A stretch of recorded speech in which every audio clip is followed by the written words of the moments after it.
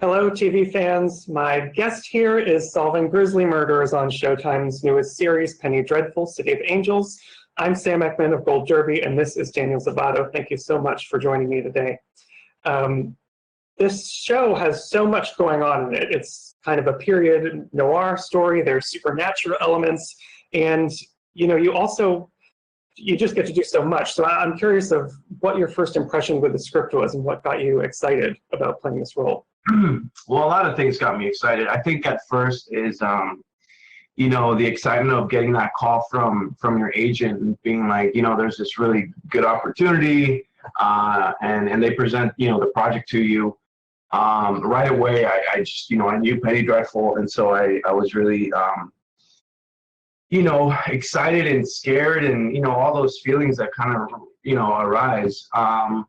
And then, it was prepping the first audition, which was, nerve-wracking just because I've always been a big fan of John Logan, knowingly and unknowingly, just because, I grew up with his movies and his range is so big, man. Like, that's one of the things that I love about him. He'll write Rango and Sweeney Todd and Any Given Sunday and Gladiator and Aviator. It's just, it changes so much from movie to movie. And yeah, I usually don't like the auditioning process. Like I hate that stuff. I really do. But with this one, it was different. It felt like I was in the room working with somebody who wanted to make me better and push me to see if I could play this character, and that was really, really, really cool. So yeah, it was a combination of things, obviously, being a Latino, person, I thought that, it was really cool, to have in the foreground of the whole story, a Latino family. And I don't think, especially when you go back into like the period times, in the 30s and stuff, they usually focus a lot on the movies in the 30s and, the ending of the Great Depression and the booming of the economy and all this stuff.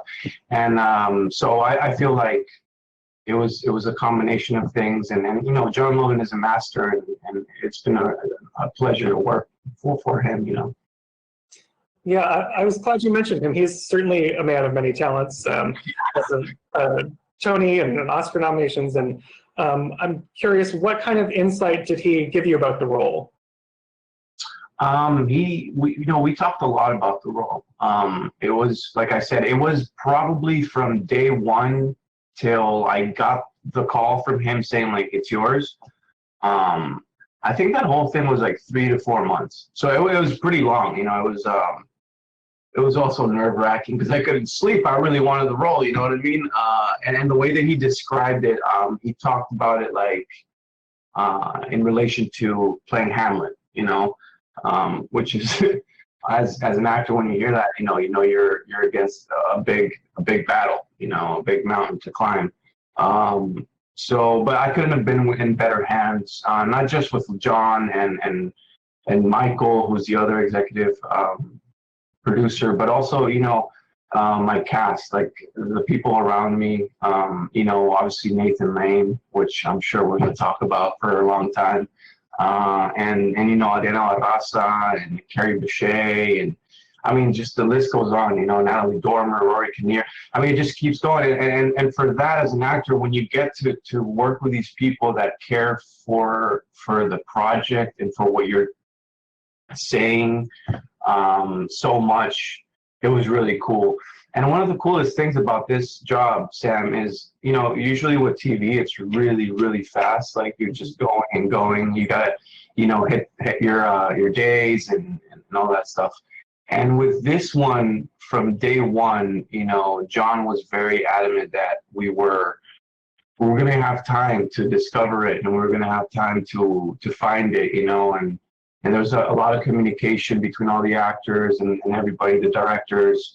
And it felt like we were doing a play, because there was times where we would rehearse a scene for 2 hours, 2 or 3 days before we go in, and we talked about it. So it was, in that sense, like artistically, man, it was like the coolest thing, that sounds like a really great process. Yeah, I got lucky, man. What can I say? You know what I mean? In terms of sort of discovering that you're talking about, so the show, for anyone who doesn't know, takes place in 1938, and your character, Tiago, is sort of, he's the first Chicano police detective on the force at that time. And I'm wondering if in your preparation, like, you found anyone who kind of straddles both worlds like that. There was a really interesting line I wrote down that hit me, where he was referred to as, he's a cop, he's a Chicano, he doesn't know what the hell he is. And he's really straddling these two worlds. Did you discover any real life people that sort of mirrored him in your research, or? Yeah, I did a ton of research, especially with this historian guy who wrote a book about like the Chicanos in that time, and also like going back, to the 1800s, late 1800s, when the start of Mexican population started to move a little bit more heavily, and so we did a lot of research. And finding a specific person that was like the first Chicano detective in the police force, it wasn't there. It's not. There's not like a placard that says, this guy's the guy. But especially because of what was going on in those times, like the racism and the LAPD was corrupt. There was a lot of corruption going around, and it was just at the beginning stages of finding their grounding. They didn't have a police academy, like, that started later on, like a lot of stuff. You could pay to become part of the LAPD, a lot of stuff like that. So we didn't find a specific person, but there was some people that started to pop off, and we kind of went in and saw that.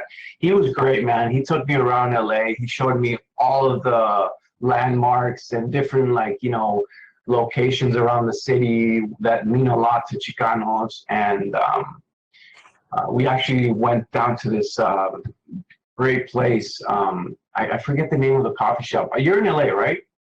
I'm actually in New York. You're in New York. Okay. Okay. All right. Well, stay safe, by the way. But yeah, I mean, it was just one of those things, right, that we just, I wanted to, I've never done a period piece. So I wanted to make sure that I knew what I was, the world that I was stepping into. And then, there's the other aspect of what you were talking about in your first question, which is, the supernatural element to all of this. And I think, John Logan is so good at just like balancing both of those worlds of like real historical events and things that happen, with a little twist. But then also, he brings, the supernatural element, and the way that he mixes it is amazing, So yeah. I kind of derailed there, but I did a little research. We didn't find the guy, but we found several different guys. Cool. And along with the supernatural elements you brought up, Natalie Dormer plays the shape-shifting demon Magda. Santa Muerte is also a big character, and your character, Tiago, has a encounter with Santa Muerte that's very traumatizing as a child. Yeah. Which I think sort of, I'm curious as to how do you think that affects his faith and his relationship with his community, because we see a lot of things where he wants to be part of this police force, but with the conversations with his brother, with his mother, it's sort of like, no, stay a part of this community. So how did you? Yeah, supernatural. Yeah, you're completely right about that. I mean, I think one of the cool things about Tiago is that element about him. That this turmoil that lives inside of him. I think that when you see that at a young age, like Tiago saw it, I think your perception and the way that you see things, especially Santa Muerte, right? Because she's my mom loves her, and puts her on a pedestal. She, the whole garage is full of statues of Santa Muerte, and it's obviously a very important piece to her life, and to our family. So I think in many ways, because of that event that happened to Tiago at such a young age, he kind of like, he's always been wanting to know the answers, and when you see such a thing like that, you just question everything. You're like, why did she stop me? Why do I have this, handprint on my chest for the rest of my life? What does that mean? I think that's what started Thiago's wheel to turn, and especially when you see it so presently and so, firsthand, that's what creates a huge divide between Maria and Thiago. Mm-hmm. And then, I also think that, throughout his whole life, he kind of tries to run away as far as he can from his family to get his own identity, to figure out who am I, who is Thiago. And I think that's going on throughout the whole season, as you keep watching, you'll see that there's different things that happen that kind of hint on that note, which is, who are you, Thiago, right? Who are you? So I think, he's going through a lot, man. He's not waking up every day and being like, "Ooh, it's sunny and it's a beautiful day." He's not like that. So yeah.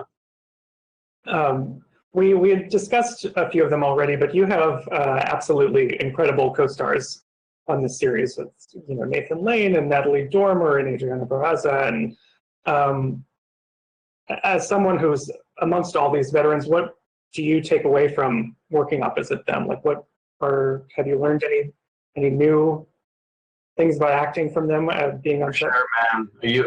One of the things that I love about my career, at least, is like you never stop learning. Like it's just a continuous thing. I mean, the moment that I feel like I know it all, I should probably stop. I just don't think that's a good quality to have. I learned from everybody. Working with people like Nathan Lane and Adriana Barraza, who they've been acting for longer than I've been alive, so that puts things into perspective, and I think when you have people of that caliber who are amongst you, I think they just create kind of like, the dynamic. They're veterans, and if you're smart, you shut up and you listen to them, and you try and learn. And that's one of my dreams. My dream, I kind of see sports and acting very similar to each other. And I always wanted to be an athlete as well. As a young kid, I dreamed about that. But I didn't have the discipline, but and at least in sports. But I've always wanted to kind of play amongst the best. Just be amongst the best, learn from the best, see what they do, see what they don't do.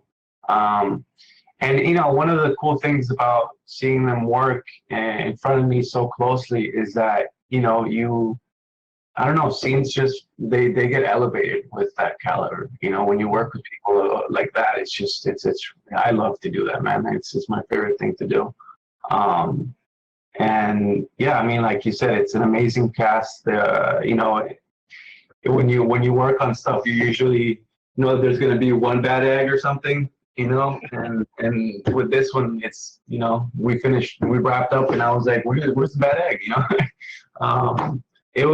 We became so close, and it was such a beautiful experience, because one of the cool things about the show is that it's not shot on a green screen. It's not shot with special effects and stuff like that. It's very tangible. It's there. You can touch it. The buildings are there. The cars, the clothing, man. Like, Christy, the costume designer, and Maria, the production designer, did an amazing job. I mean, I felt like I was in the Truman Show. Like I was like looking around like this is too real.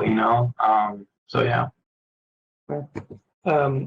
I also wanted to ask, before I have to let you go, about sort of the themes of the show, because the first Penny Dreadful depicts lots of actual literal monsters, and we have in this one, in City of Angels, there's Magda, who's sowing evil all around. But as we see kind of the racism and the prejudice against minority groups in this, it sort of hints at like the real monsters in the show are kind of humanity. Do you think that's fair thing to say about the show? 100% fair. If you didn't say it, I was going to say it. So, I find that's even scarier to me.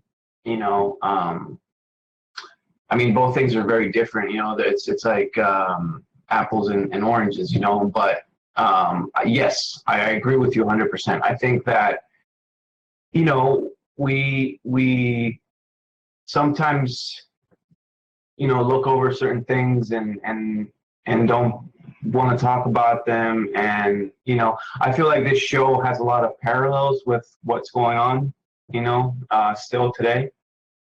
So, you know, I feel like it's universal in that way, in the sense that you can, you know, go and be in the 1930s, but also feel like, okay, well, we're still kind of dealing with this type of stuff, you know. So yeah, I think you're very right on that, man. Well, I can't wait to see how the story evolves. Thank you so much for joining me today. And everyone watching at home, make sure you subscribe to Gold Derby. Keep up to date with us throughout Emmy season. And Daniel, thank you again so much. Thank you, Sam. Pleasure, man. Stay safe in New York. Thank you. You as well.